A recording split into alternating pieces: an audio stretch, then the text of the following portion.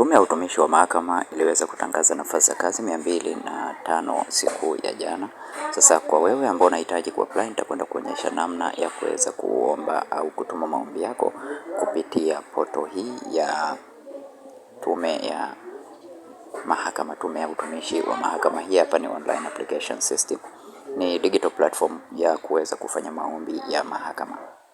Sasa nafasi unazotakiwa kuziapply zipo kama unavyoona hapa. Kuna afisa hesabu daraja la pili, kuna nafasi 3, lakini pia kuna mwandishi mwendesha ofisi daraja la pili, hapa pia kuna nafasi 9 na nafasi zinginezo ambazo zimeweza kutangazwa siku ya jana, nafasi 205. Kwa hii ni nafasi yako wewe kuweza kutuma maombi haya. Katika video hii nitakwenda kuonyesha namna ya kuweza kutuma maombi yako.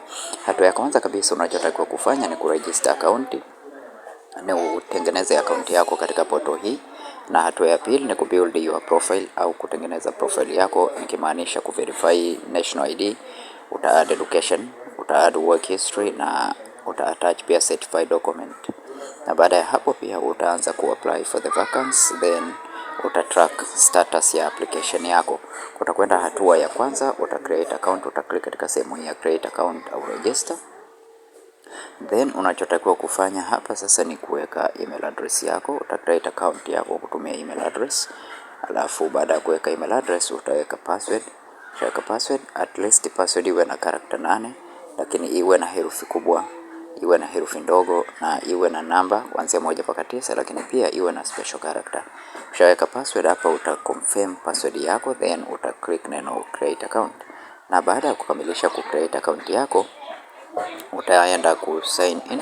Ku sign in utatumia sasa email yako pamoja na password ambazo umeweza kuziweka wakati una create account. Lakini pia kama umesahau password utabonyeza katika sehemu hii ya forget password ili kuweza ku reset password yako. Kwa utaingiza email ambayo ulitumia wakati unajisajili.